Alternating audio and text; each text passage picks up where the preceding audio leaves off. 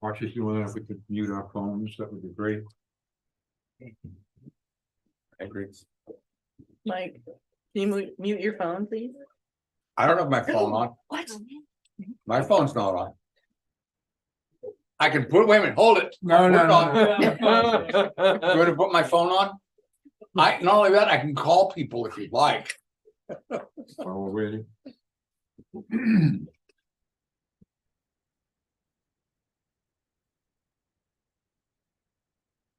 Okay, it should be open. Good? I didn't hear us say we're recording. It is. Okay, Tara, can you hear us okay? Yes. Okay, Nancy, can you hear okay? Yes, I can. Okay, great, thank you. Okay, everyone, welcome. This is the December 13 public hearing. Wednesday, 2023. Of the proposed amendments 6 through 10. We'd like to get started, and Tara, can you do you have anything that you would like to start with? Did you want me to introduce each amendment? Or you gonna go ahead and deal with alternates and whatnot first? Yeah, why don't you go ahead? Tara is our planning consultant, and we're gonna kick it off this moment. And then we'll take questions from there. So people on Zoom, if you have questions, if you could just raise your hand and bear with us, we'll get to you as soon as we can. Let's just gonna let me know.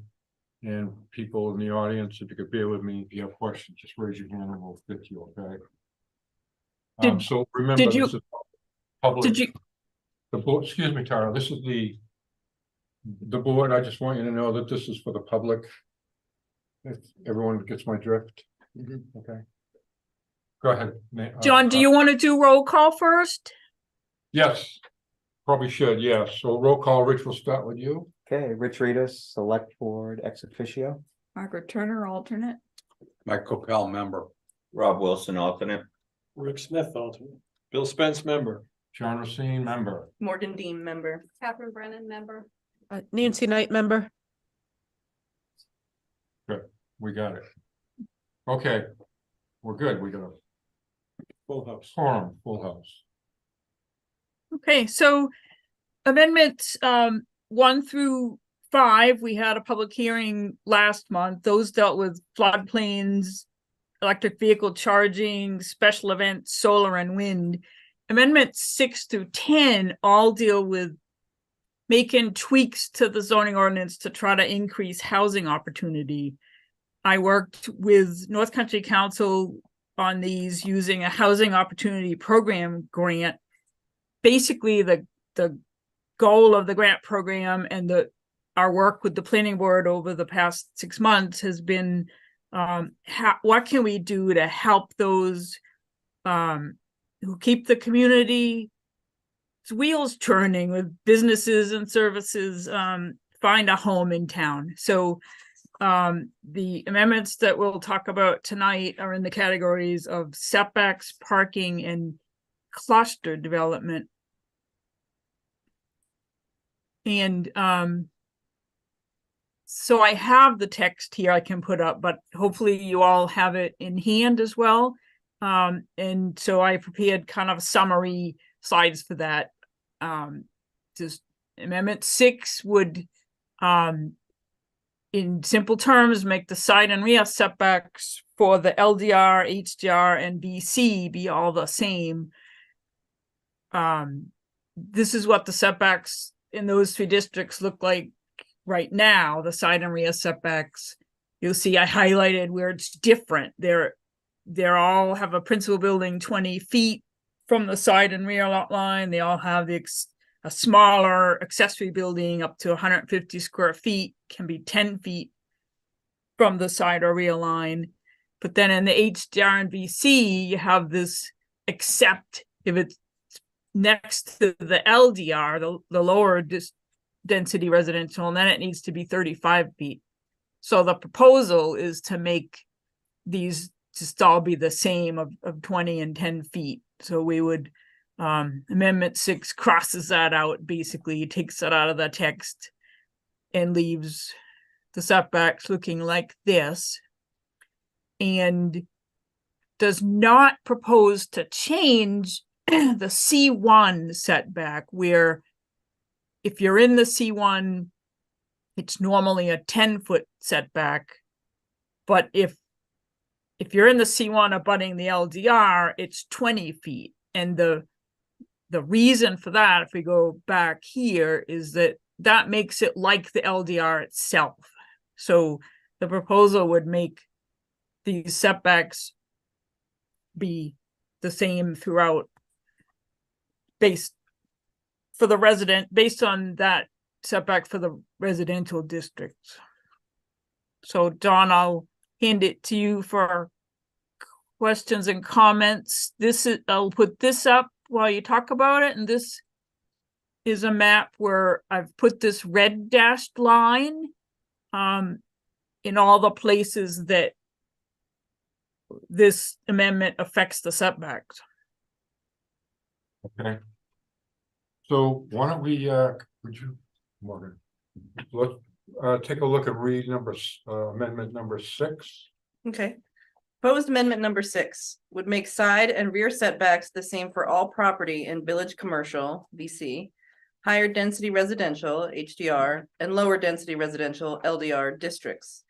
20 feet except 10 feet for accessory buildings, no larger than 150 square feet, as they currently are now, except for properties in VC and HDR that abut LDR, which now require 35 feet. Okay. Any discussion? Would you like to comment at all here in the room? Tom? Do we know how many lots are affected that are undeveloped? I mean, I can see the red line up and are these lots all developed? That's a good question. So now we're down to the only 2 lots left in town that aren't developed, Which are where, Tom? which are in Moose Run. Yeah. So let me, my name is Tom Myrick. I'm the treasurer of Moose Run.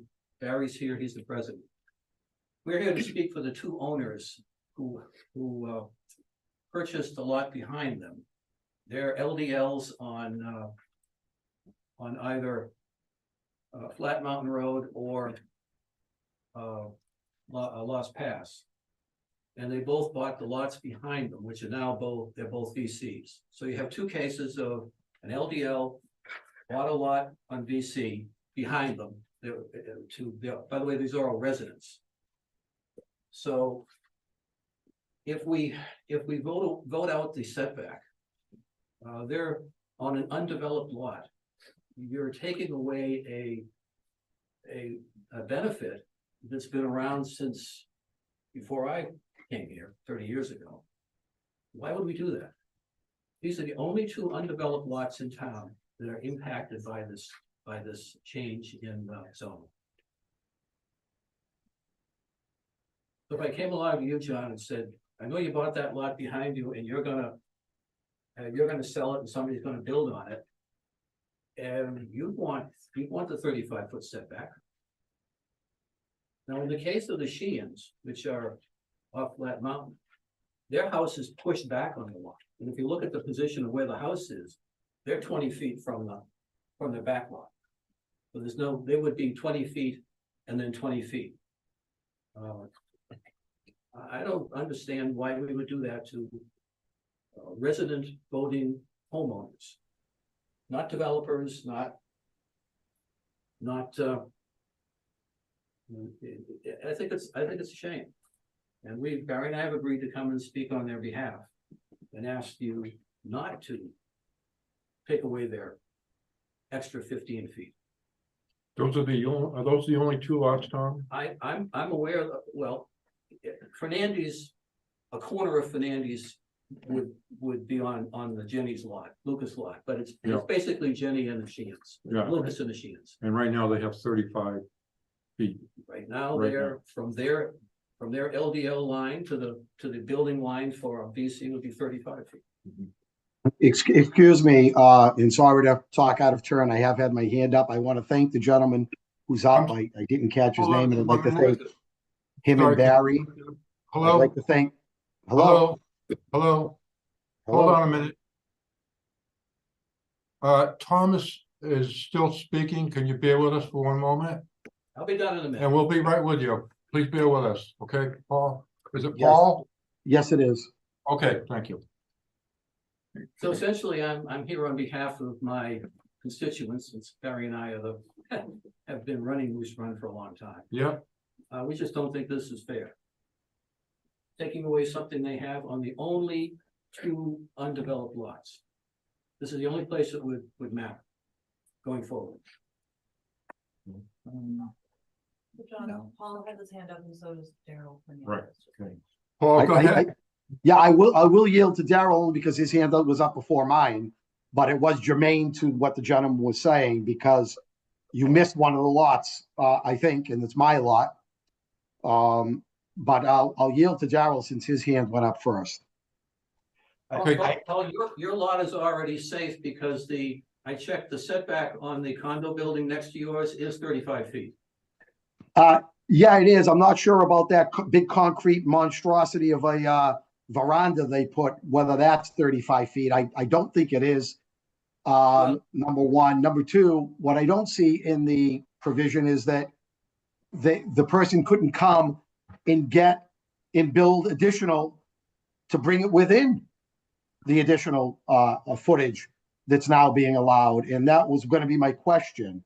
So number one, to introduce myself as the owner of 6 Lost Pass Lane, Lost Pass Road, the vacant lot there, and to ask that question. So, but thanks, but I don't see what would be there to stop them from putting something additional within the new footage. And I also have the query, why was it like this in the first place? It was like this for a reason, because LDR was supposed to be more spacious and it was supposed to be spread out.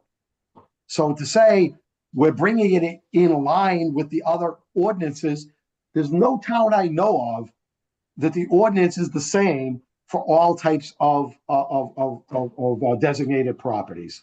So I'll be quiet and listen until I need to speak again. Thank you very much. Okay, Tom, you haven't quite So I have finished. a Go ahead. question on this. That condo building was approved. I looked at the footprint, it was approved within the 35 feet setback. So if you've got you build a building that it has an approved site plan, you can't just decide to do something. You have to come back to the site plan, which you mark, in theory. Yeah, but that's the point. I mean, I don't think you can limit it to the 2. There's redevelopment as an issue as well. You know, the issue of redevelopment to people like me who've been here for a long time. I've walked every square inch of this valley. If you really have a redevelopment, you're gonna have to bring somebody in to buy Village or to buy Windsor and tear it down. And the likelihood of that is less than nil, at least in the rest of my lifetime. So discussing this, we need to fix the zoning for future redevelopment. What are you gonna do? Tear down the North Star? Yeah, that should be torn down. What else in town are you gonna tear down to redevelop? I was just making the larger point I that it's not understand just that. 2, That it could is have the an larger impact. point, but the the reality is future it for other doesn't impact properties. anything. So anyway, we would very much like to preserve the 35-foot setback for Jenny and for the Sheens. Daryl, you have your hand up. Go ahead. Thank you. Appreciate it. Daryl Fernandez, 22 Flat Mountain Road. 4 questions. Tom, I think we answered one just there, which is that there's 2 core lots that are currently undeveloped, impacted here. Do we know how many LDR lots are adjacent to those 2? I believe only Sheehan is to his lot, and you may be up to a corner of Jenny's. And I think Paul may be as well, based on what he indicated earlier. So there's a very small number of LDR impacted, and we might be talking about the ability to add how many more dwellings? If we approve this, do we think we'd get 2 more dwellings? I don't think you'd get any more dwellings because these dwellings would have to go up on half-acre lots. Yeah, so I'm asking Tara, who did the research here, how many, the whole point here, as I understood it, was to create an opportunity for more dwellings in the valley. And that is why we're looking at this amendment. And if that's the case, what's the estimate on additional dwellings that we'd be able to put in place on these undeveloped lots? We didn't do a build out analysis. We did consider that it would affect redevelopment additions and also importantly accessory structures, because those are subject to the 35 feet too. Yeah, well, in Moose Run, you can't have an and- accessory structure Sorry, under the I- association bylaws, so that's. John, did you want me to be answering a question here? Yeah, Daryl, give her a minute to answer the question, would you? Thank you. So one of the common things that make people oppose multifamily housing is it's more of an impact on the community when they don't have outdoor storage like accessory buildings. So we looked at that as well, because those need to be 35 feet rather than the 10 feet that everybody else has. Daryl, go ahead. So in Moose Run, where these lots are located, there is a bylaw within the association that there are no outbuildings.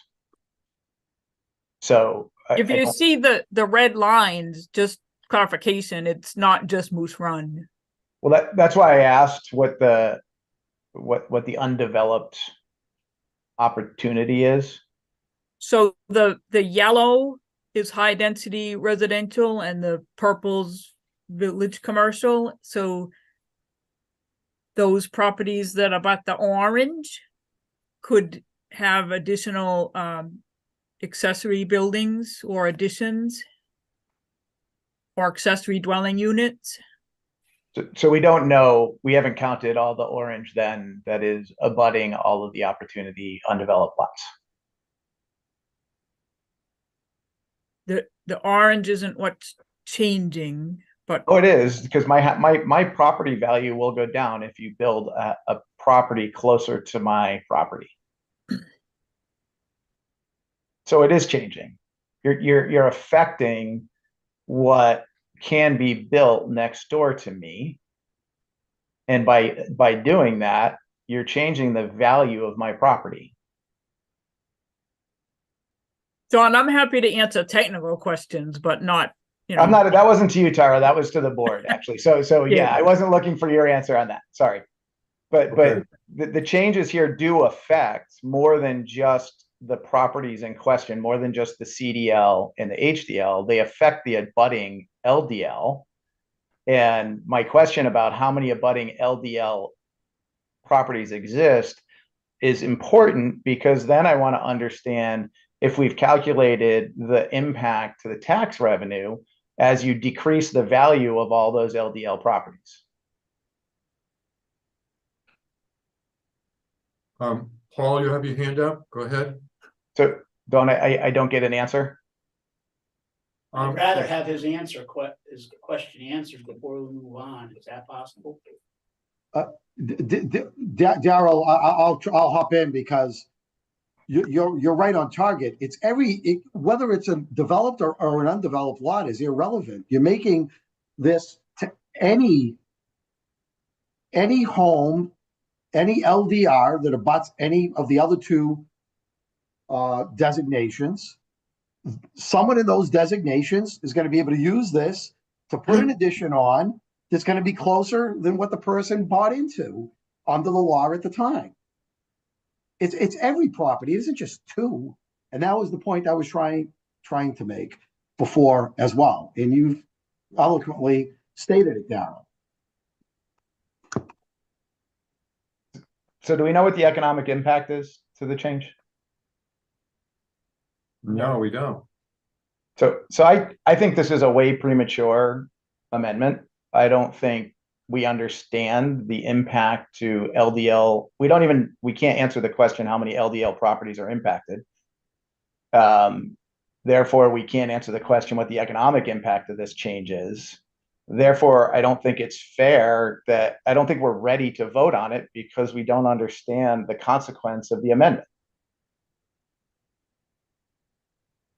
Daryl, hold on 1 minute. Terry? Hi, I'm Terry Stutzman, 60 Osceola Road. I also own a buildable lot on Ray Lane that this affects. And we're not sure what we're gonna do with the property yet. So maybe a better way to look at this, instead of changing zoning for the whole town procedurally, if I want to put a new structure on 7 Ray Lane with an accessory that is a different setback and my neighbors are okay with it. One of them is an Airbnb, 100%. The other is never there. And then I have to go to Frank and Peggy and we'll see. I suspect they will not object.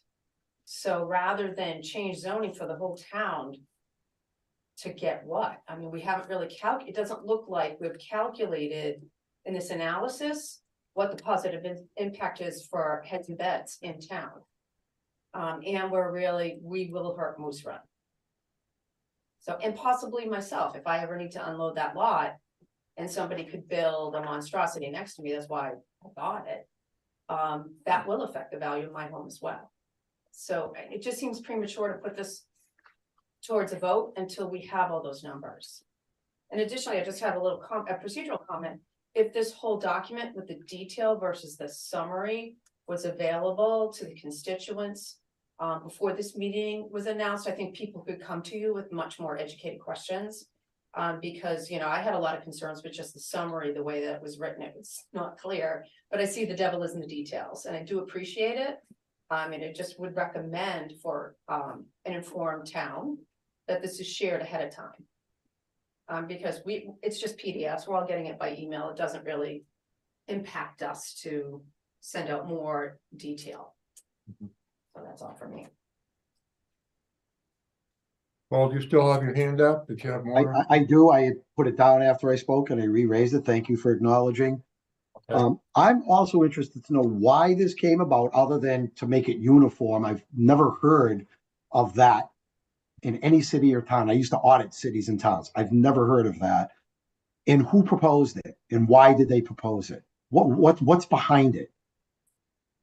This didn't just come out of thin air. This proposal was made for some reason. Thank you. Tara, do you want to take a quick shot at that? Yeah, I'd like to back up one. The full text of the amendments was available at the town office and on the town website, as is legally required. I'm looking at the link, so I checked it before I said it. Yeah. Wasn't it embedded into the email? If you embed it into the email with the right page, to be better. I mean, Well, I clicked on the public hearing link and I can click on the zoning amendment text on it. So it wasn't hard. It's 2 clicks. Right, yeah, it was easily missed. Was the picture? No, I didn't see the picture on mine either. It would be helpful to have a map like that before a meeting. Yeah, just send it as an attachment if possible. Or And it PDF. only came 2 days ago. At least I only saw an email on it 2 days ago. Well, there's no legal requirement to email it. It's the notice went out. It's posted where it needs to be posted and on the town website.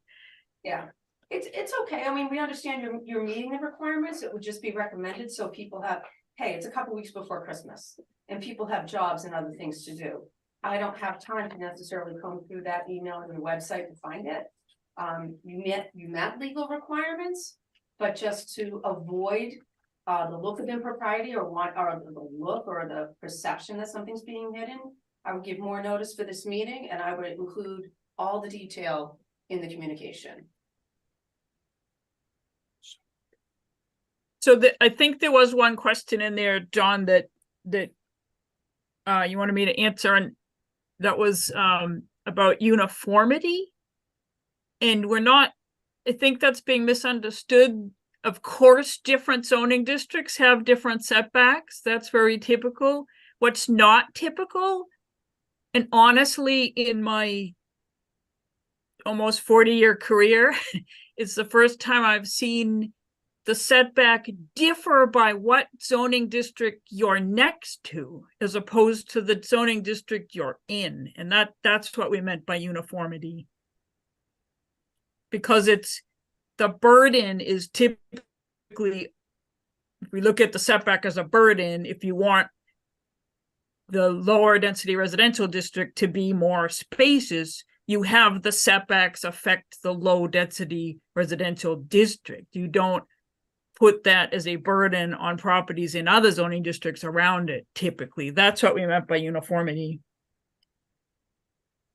Barry, you had your hand up? Yes, Barry, just tell everybody who you are when you get to the mic. sure. Thank you. Barry Fish, I'm the president of Queens Run. About 2 months ago, we filled out a survey.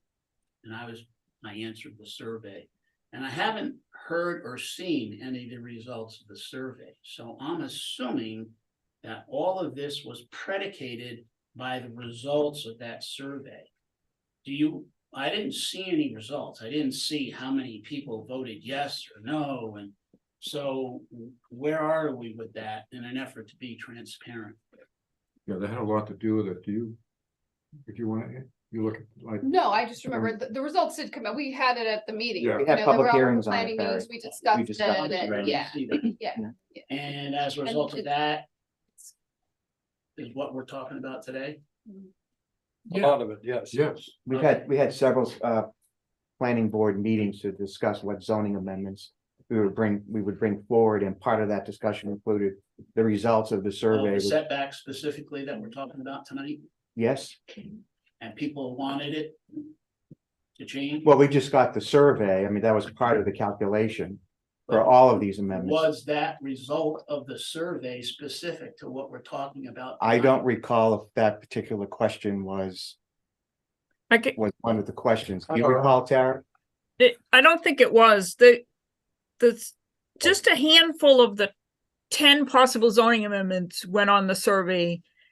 And unfortunately, the item on it that got the most support of voters was to limit what can be done in the C1 district. And we, had some back and forth with the owner of the remaining undeveloped land in the C1 district. And I concluded that it would not be in the town's interest to limit what they can build in terms of not allowing it to be short-term rentals, not allowing it to be timeshare, but requiring it to be for workforce housing, and that a better solution in addressing the C1 is to try to work hand in hand with the developer and see, how we can thread that needle in a way that works for them and for the town. Okay, So the but- survey wasn't very helpful in the end, but we did have, the analysis of North Country Council's planning director, a major housing study that they recently conducted with New Hampshire Housing, interviews with Waterville Valley businesses where we heard the economic impact that they're having from not being able to find employees. So there were many, many factors that went into the planning board's recommendations. Anything specific on the vote to change the setbacks on LDR? Probably there was. Okay, so I guess my next statement is sort of cultural. Many people move to Waterville Valley because they like Waterville Valley. And a lot of the people that are in LDR live in single-family homes, and I am sure they're not gonna like changing the setbacks. That's my final statement. They're not gonna like it. They're not gonna be happy about that. Anyway, thank you. Daryl and Paul, Heather. Thank you. Daryl, go ahead. Yeah, so I think Tara hit a key point there that I just want to make sure I understood. So the intent here, so I'm going to make a statement, and I'd like either the board or Tara to confirm or correct the statement. The intent, in order to create more opportunity for dense dwellings And that includes the addition of exterior buildings if and as necessary. The intent is to shift the burden from HDR property owners to LDR property owners. Period. I don't think that's a fair characterization of what I said. I don't really participate in a public hearing with the intent of having back and forth with the public. I think the planning board's there to hear your comments and concerns, and they'll take those into consideration at the next meeting where they vote on whether or not to put these on the ballot or make changes or put them on hold. That's why I wanted to clarify. If it's not correct, then can somebody correct the statement?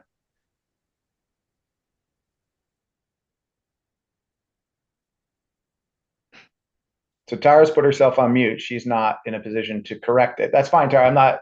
I'm pointing back to the planning board now. Somebody needs to correct the statement if it's not accurate. Can I take a stab? You said burden, and there's no actual changes to LDR at all. So there's no. There is, though. The burden becomes, and it's too late for most of us because we've already built and bought and paid for land with an assumption of a 35-foot setback. That is no longer going to exist. You bought in LDR and there's no changes in LDR. There is, Nancy. You're changing the adjacent lot. No, there isn't changes within LDR. You're changing an adjacent lot to me that will change the proximity of buildings to my lot. That is a change to my living space. But you bought knowing that you were buying next to a different zone. With certain stipulations, yeah. Developed. Yeah. I'm sorry, a zone that had rules. Now you're changing the rules. But not It's unfair changing. to characterize it as no change to LDR. That's completely unfair. This is John, just let me know if I That's should a mute complete people. mischaracterization. I will. Everybody hold up for just a minute, okay? I'm gonna have someone who wants to speak about this, so hang on. Go ahead. I just, This is a board member, so I want you to listen. Okay? yeah, I'm trying to answer the question that somebody asked earlier about why is this something that is being looked at? And what I remember from our discussion is something that Tara mentioned earlier about the ability for a property owner to have an accessory building that was a little bit closer to the property line than is currently allowed. And the other thing was that if somebody, for instance, in LDR wanted to do an expansion of their house, either to sublet or for a mother-in-law or that kind of thing, that they would in fact be able to go further into the setback than they currently can. So if you're wondering how did this come about and how did it relate to the housing survey, it was more about whether those kind of accommodations would allow people maybe to build that addition on their home that could be a money producer and provide housing for an employer. That's the way I remember it. You can agree or disagree with it, but that's kind of why this came up as a proposed amendment for discussion with the public. Thank you for that explanation. I'll give you another answer, and that is the state has provided considerable incentive, one of them being the grants that was provided to study this situation for the purpose of increasing population density and for the purpose of making it more possible for employees within the town to find places to live. So, from your perspective, which I understand completely, your self-interest is the value of your property. But what the planning board is doing is attempting to answer the demands that are made by the state and by those principles which we're trying to answer, which is how to make it more easier for employees to find housing here. So now, as soon as it steps on what you feel to be your self-interest, you object, and that's your privilege. And you can vote against it at town meeting. But you look at this from the point of view of what is this civic responsibility board doing? We're not trying to attack anybody's personal interest. We're trying to answer the needs that have been requested of us by the state and what we can do to help businesses in the town. These are proposals. We're not trying to impose this on anybody. And if there are enough people who say they don't like it and enough people who vote against it, it won't happen. But you're asking, why is this happening? As if, well, never mind. I'm just trying to give you the answer. That's why the planning board made these proposals, and that's why we asked the consultant to delve into this matter more fully. So John, you've got Paul, Daryl, and MPs I've had. I'm not sure who it is, sorry. Hi, it's Alan Burke on MP's iPad. I disagree with what Bill said. I think he's putting the horse before the cart. We applied for a grant to study workforce housing. That was us going to the state and asking for money. It wasn't the state coming to us and saying, we want you to put in more workforce housing. So I think you've got it backwards. Okay, I disagree with you. But I don't have the any legislative procedures in front of me to answer that question fully. But I think it's evident that the state has a housing problem and that the state wants municipalities to look at this circumstance.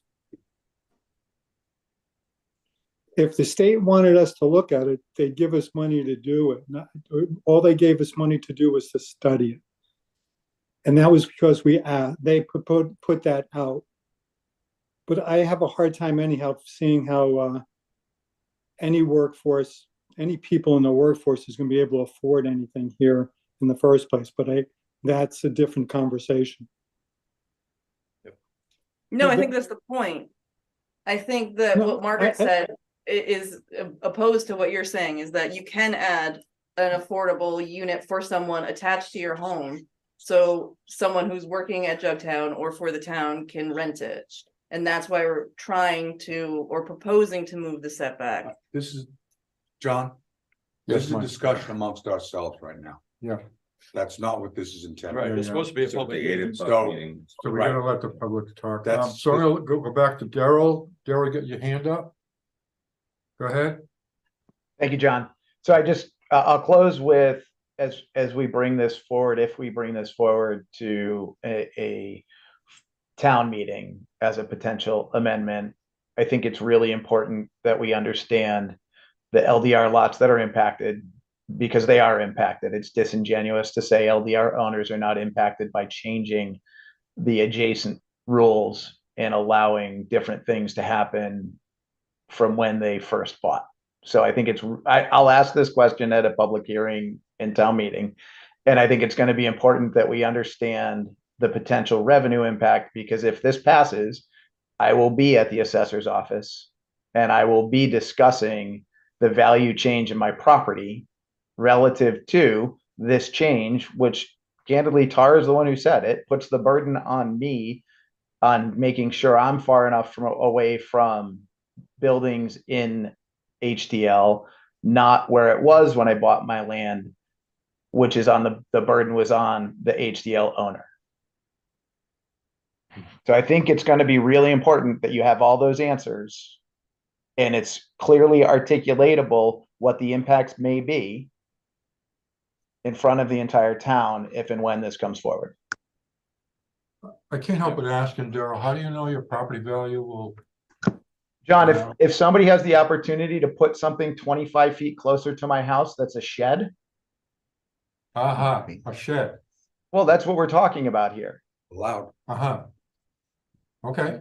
Am I wrong? Are we not talking about outbuildings? Well, I think we probably need to talk to a realtor. They could answer that. Oh, question. I've got many that I've talked to, John. All right, bring them on. So I would hope the planning board has already done that work, candidly. Yep, And it doesn't sound like it's been done. That's my statement. yep. Paul, go ahead. Thank you. First, I'll start off by saying I echo everything that Daryl just said, 100%, including the drop in the value of the properties. And that most importantly, this has to be put forward that it's not just 2 vacant lots, it's anybody who abuts any LDR, who abuts anything other than an LDR can be impacted in the future because they're going to be able to come in. They don't even need a variance any longer, or permission from abutters or anything like we went through with the condominium units next door a couple months ago when we walked the site there. I'd also like to say that the Tara used the phrase in the best interest of the town. I'm not a political guy or anything. I don't know when you say in the best interest of the town, really, frankly, what that means. I believe the town is also its property owners.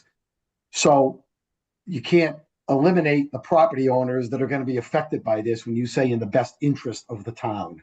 I think it's very important not to say the best interest of the town. If you're meeting tax dollars, yeah, this might be in the best interest of the town if tax dollars, but I think there's a lot more to consider, objective and subjective, as to what's in the best interest of the town, to Barry's point, as to why people want to live and build homes and have residences in Waterville Valley. And the last thing is, I don't understand the procedure. Is this something that does have to come to a town meeting vote? Someone said it's going to be on the ballot, so It will be on the ballot at town Okay, meeting. thank you.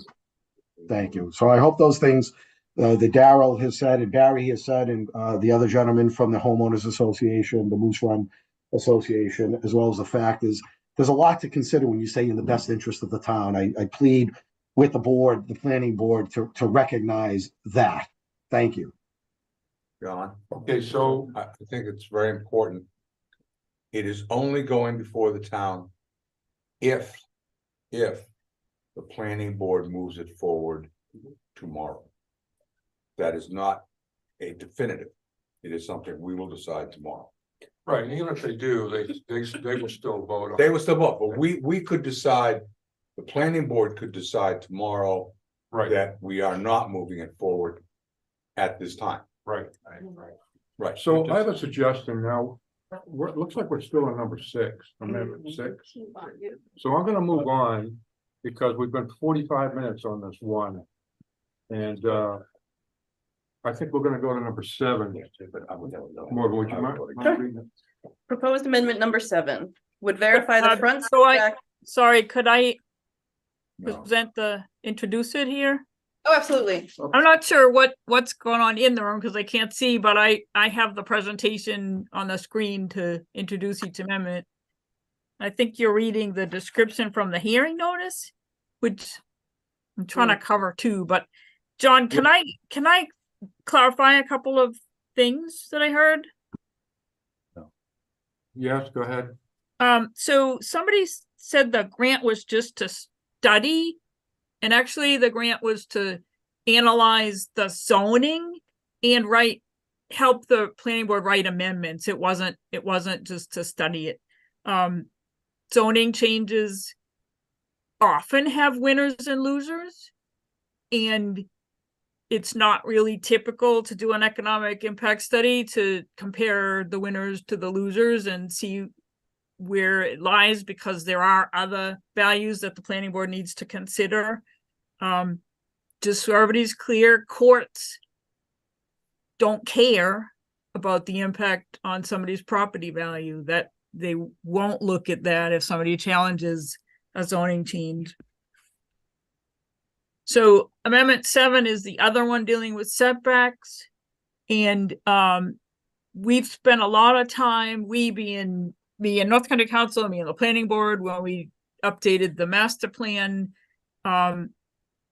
thinking about how to make a more vibrant town core because that drives and supports the economy of the town. And one thing that we looked at as part of this project was the setback from the street in the village commercial district.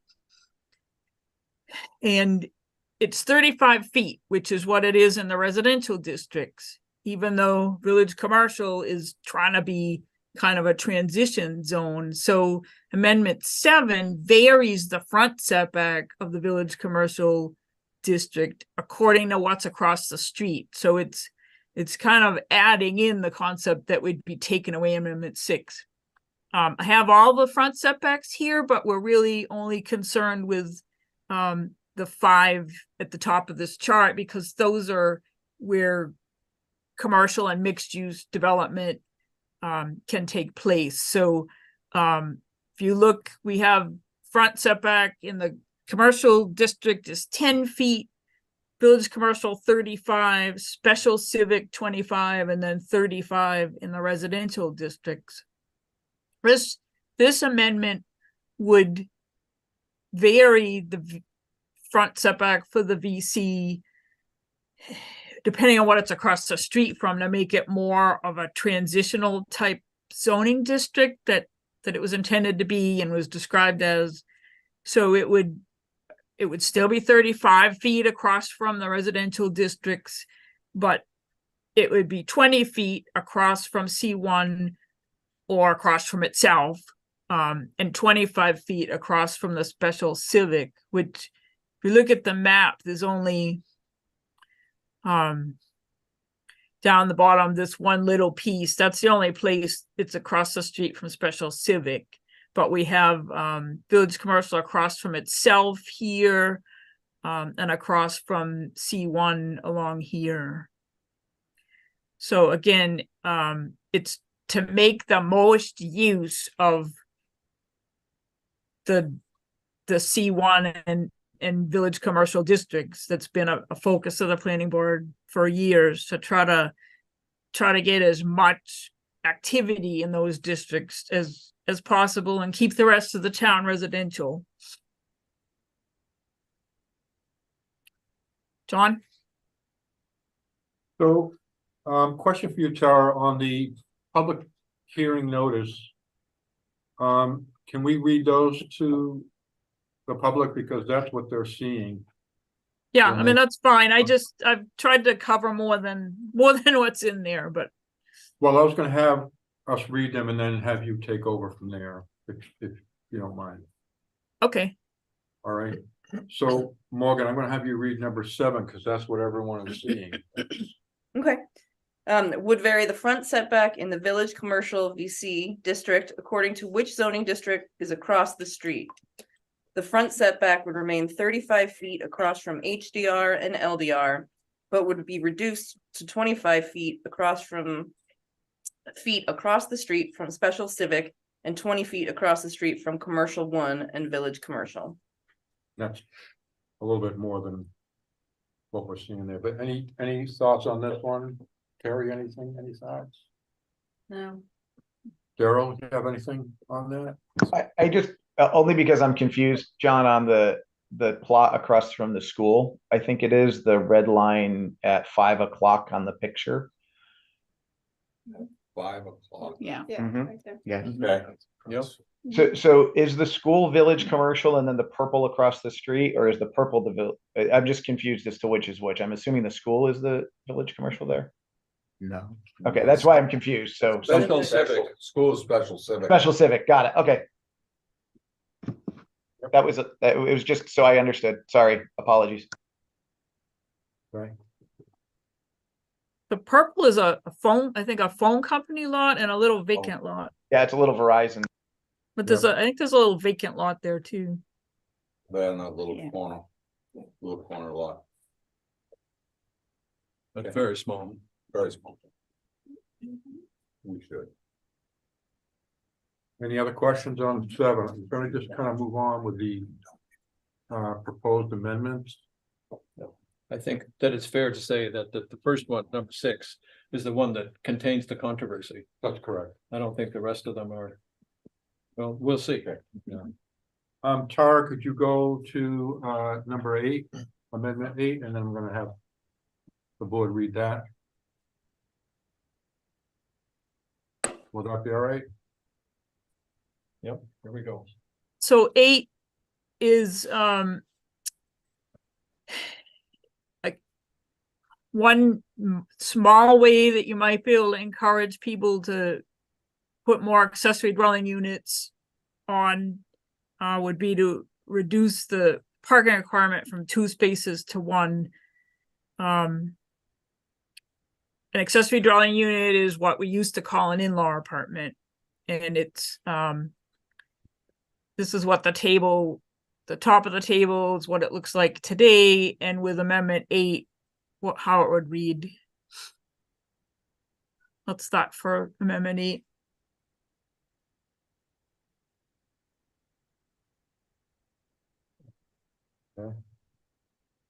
It's a simple matter of changing parking spaces from 2 to 1. Yeah. Correct. For clarification, can I ask, can one of those spaces be garage spaces? Like one garage, one drive, one? Yes, but not, we don't count parking spaces that are in the driveway and block the garage.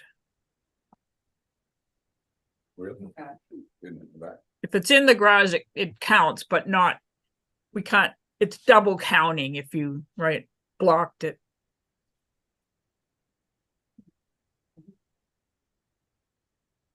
Any more questions on number 8? Yeah, Yes. Janet Mallon. Okay. Just kind of clarification on that, because I know that the situation that happens at the condominiums where we're really crunched in with parking, for some reason, the 2 didn't seem to fit. So it seems like are you thinking here of somebody might want to take a single family home and add to it, and now you're limiting the parking space to 1 for the in-law apartment or for the whole building? Just for the in-law apartment. So if you had a single family home and you want to add an in-law apartment, you'd need 3 spaces now. Under the current zoning, you'd need 4. Oh, okay. All right. Thank you.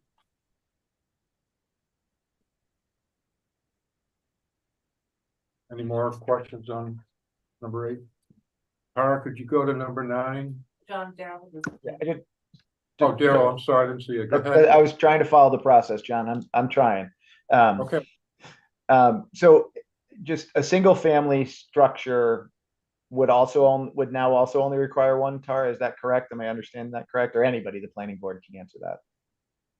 So I'm sorry, can you ask that again? If it's just a single family, forget in-law, forget anything else, just a single family. It needs 2 spaces. Now it would still need 2 spaces. Perfect. Okay, that's what I needed to clarify. Thank you. Okay. I think we can go to number 9, Tara. So 9 is also about parking, and it's got a lot of details in it, so I didn't try to summarize all of it here. But there's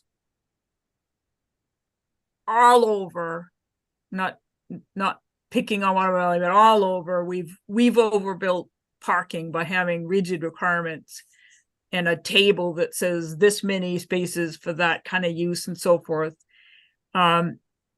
Planners, we're moving away from that and trying to encourage towns to make things more flexible, so that if I'm going to bring a business to town, I would pay to do a parking study to show the planning board how many spaces I'd need.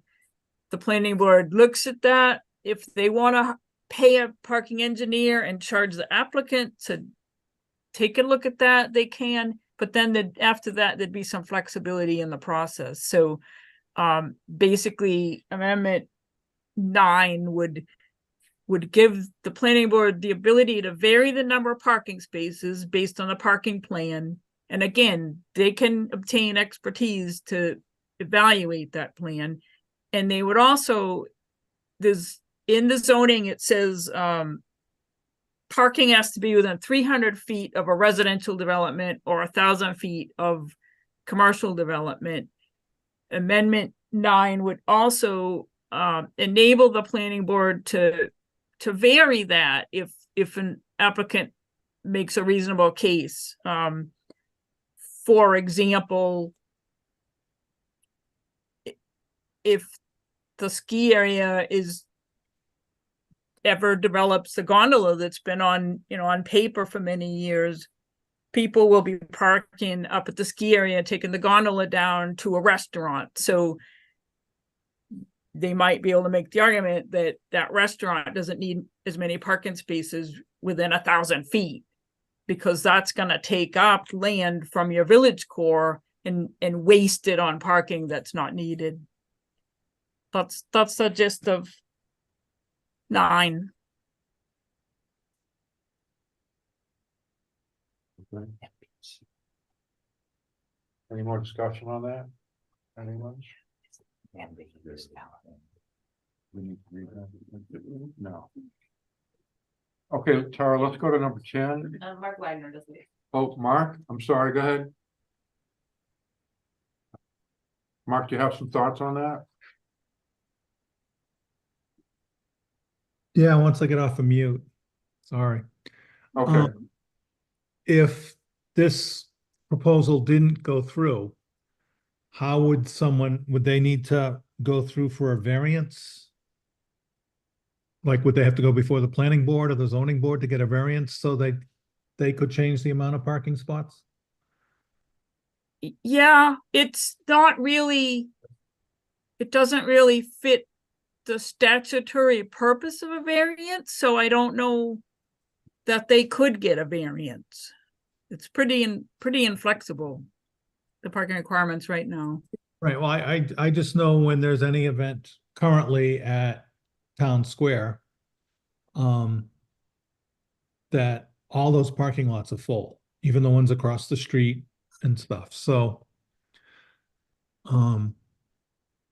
it almost seems like we don't have enough parking. And there are some different provisions in the zoning, and coming up, dealing with special events and parking for that, so that the select board is going to be able to pay more attention to parking for special events. Okay, thank you. Anyone else? And Tara, can we move to amendment number 10?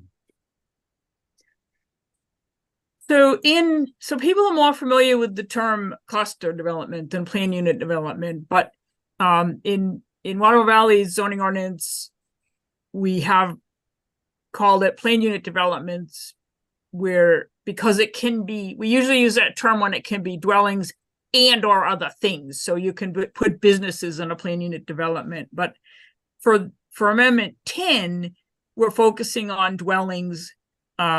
So right now, the zoning ordinance has these provisions that dwellings can be clustered on the same lot, or lot sizes could be averaged, with each home on a small lot, and then a large area left undeveloped for shared open space. I think everybody has an idea what a cluster development might look like. Might look like this. This is somewhere else, out in Washington. So amendment 10 would take that plan unit development provision of the zoning ordinance and give the planning board the ability to allow more dwellings to be built than normally would if they were limited to no more than 1,200 square feet and the short-term rental use limited to 30 days, specifically hoping that this would generate some development of housing affordable to the people that work in town. To ensure it's attractive, the amendment also includes some design language to try to make sure it's a neighborhood character, not little boxes in a row. So this would be kind of a drawing of how we like to think about cluster, with everybody has their own private space, but there's screening between the cluster and other properties, and there's some shared space to try to encourage kind of a neighborhood feel. Cottage community is another term. We kind of hope that it would encourage socializing and a shared garden space and that kind of thing. So that's the gist of 10. Any discussion on that? Mark, I'll put it. Mark, go ahead. Yeah, hi, Mark Wagner, 12 Greeley Hill Road. Sorry, didn't say that before. So I'm a little confused. You said this was for employee housing, but short-term rental would be limited to 30 days, which doesn't seem like, it seems like temporary housing, not employment. No, so it's saying right now, anybody with a home in Waterville Valley can put it on Airbnb for the entire year. They can buy property to do that. What this is saying is that it could only be rented out to somebody else for a month, that it has to be a residence the rest of the time. But we don't want to say no short-term rentals and make it so the owner couldn't go on vacation by renting their home out while they're gone. Okay, thank you. Tom, hold on, Daryl, I'll be right with you. Tom? Yeah, I have a question. The current PUD zoning requires an acre, is that correct? It's the same as whatever is in the zoning district. So most of the town is half acre.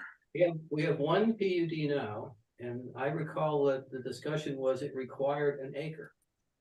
Did it not? Because that's on an acre lot. There's two half-acre lots were put together to make an acre lot to put that condo on. The recently developed condo isn't really a PUD. Not a PUD, really? I mean, it's two, so that's a good example. If they could only build 2 single-family homes, but they were able to build more than a dozen apartments. It was great, yes. I recall that being sold to us as this is a PUD with a requirement of an acre. So are you suggesting now that we could build these smaller houses on, say, 6 on half an acre? I don't know how you do it. I'm confused. So before the condo was built, certain members of the planning board wanted those 2 lots to have 3, 4, 5, 1,500 square foot small cottages for the retirees that go back and forth to south. Now we're deciding it's a great idea to have a little village of houses, which I'm okay with that. But that was turned down to build that monolithic beast. The zoning didn't allow it. This amendment would have allowed it. Yes, I guess it's all timing. I mean, that's that you're seeing the planning board turned it down exactly. The zoning wouldn't allow it right now. I understand the zoning didn't allow it. He's asking me, was I in favor? Keeping in mind, Barry and I are the administrators of Moose Run, and that property was and still is in Moose Run. And we were in favor of taking the 2 lots, put them together, and put 3, 4, 5 small cottages on that. Wait a that would minute. fit in the. Wait a minute. Tom, would you say that again? This was before that. You were in favor? In favor of some small cottages on that property. You sure you Up want? to 5. Nancy Knight. I'm sorry, I'm getting. Nancy Knight. Hold it, Tom. Tom, hold on just a minute. The provision was to break them up and have 5,000, was it 5,000 or 7,500? Whatever the number is, smaller houses on smaller. In other words, we were 5,000 to 7,500 square feet in order to build on. And that's what it was. I don't remember which one it was, but it's something like that. That was deemed to be not within the zoning and therefore not allowed. Okay. So. I don't think we should dredge this up now, but that's not at all what I remember. And what I remember was when you stood up and said, we would not allow you to build chicken coops on this land. That, to me, that was the chicken coops meeting. Yeah, I think we're going a little too. We don't need to dig that up There's now. water over the dam. Water over. Okay, water over the My dam. question is- But the point is that it was voted down at town meeting. Right. That's all. And that's the reason That's the that bottom line. what you refer to as the monolith is there now because it was voted down at town meeting. Right. We could not provide approval to the smaller homes on smaller lots. Correct. We could not have a cottage court in that property, which many of the planning board members wanted to do. But because it was voted down at town meeting, it was never going to be approved. So that's why that building is there. I don't recall that, but I would think you. That is true. That is true. Daryl, you're up. Thanks, John. Well, only because I don't know the overlay of PUDs on top of LDL, CDL, HDL, VC, S special, the 5 zoning pieces. Do we have a map of where you could put a PUD? Easy. I don't think we have Yeah, one. we can kind have of do that. But, once again, oh, I'm sorry. I'll put up my hand. Yeah, wait a minute, Tara might have something. So I don't have the whole zoning map on here, but I have most of it and I'm gonna look up what districts allow a PUD.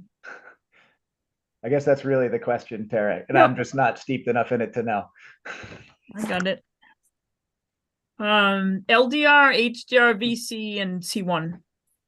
So the kind of ugly maroon, the purple, the orange, and the yellow.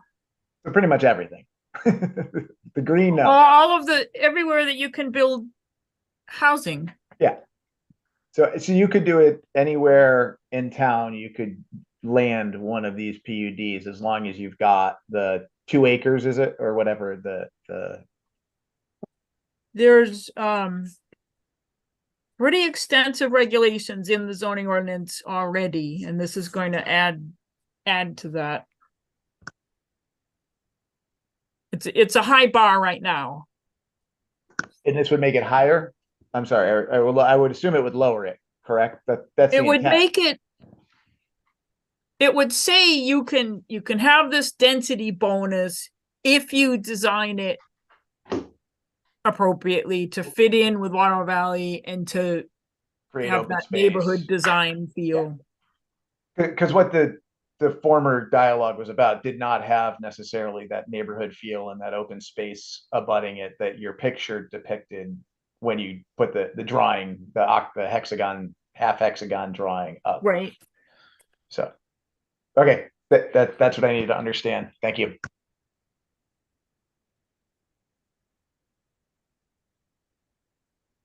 Question for the board on amendment 10. How many 2-acre parcels do we have that aren't built out?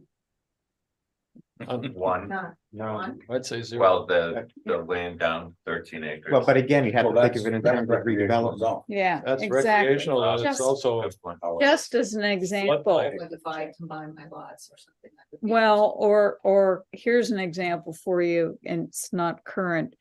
But out on West Branch Road, there is a person out there who owns more than one lot. So they could combine. into this, yeah. Yeah, they, and God bless her. I don't know how much longer she's going to be with us, but that's when you start thinking about, I'm sure Yeah. that there is a lot of land out there between her house and the land that she bought on either side of her house. So that's an example of how redevelopment could Yep. cause This is something like that. to Principally a happen. redevelopment idea. Yeah. There's so little land in Waterville Yeah. Valley that unless So one lot that we know of and potential. Well, I don't know, no, the We lot just- somebody was talking about is not there because they were talking about land that's actually recreational. So I don't think there's any immediately that fit. Well, there is in the C1, but Yeah. Right, in C1. Mhm.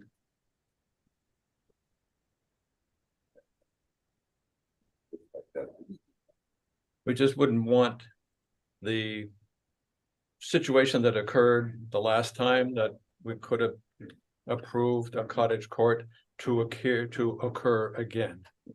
That's the first reason.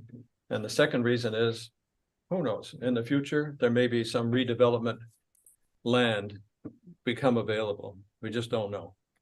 But cottage courts have worked exceptionally well in other communities, particularly out west. Yeah, I'm not opposed. I'm just Yeah. curious.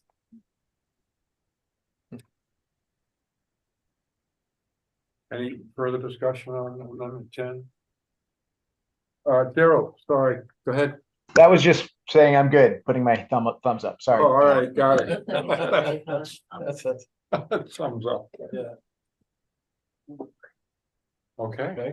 Oh, one more question. Would it be possible to have the maps that are used at the meetings to be put out onto the website so that it's hard to see from this distance and hard to know without people referencing streets? What the purple is, what the red is. It'd be really helpful if we could take a look at that. Mark, can we make By that all happen? means, yeah. We just need to get. Where is it? What's the answer? Yeah, we sure can. Thank you. Okay. All right, thank you. Anything else, Barry, anything? Okay. Daryl, you're all set, right? I am all good, John. Thank you very much. Okay. No hands, no thumbs. Can I say something? Oh, yeah. I just want to thank everybody for their participation tonight. I know there's some dialogue, good dialogue and everything. We went through the first 5, I think, with one person here. Yes. And he had a couple of questions. We kind of went right through those, but this has been fantastic. From my perspective, it's really nice to have. Yeah, we appreciate have people who are Sure. engaged. Yeah. Very important. Okay, tomorrow we'll discuss this and go from there. Yep. Anyone want to make a motion? I move that we adjourn this meeting. Close the public hearing. I'm gonna close, first We have we'll to close the yeah, public hearing. Yes. public hearing. Thank you. Thank you for coming. Nancy, you good? Anything else? Nothing else. Okay. Thank you. Dave, do you have anything to say over there? We always like hearing from you. Got it. Now we can make it. Now we- Mr. Chairman, I move that we adjourn this meeting. I second the motion. All in favor? Aye. Sounds like it's done. That's the only place I could.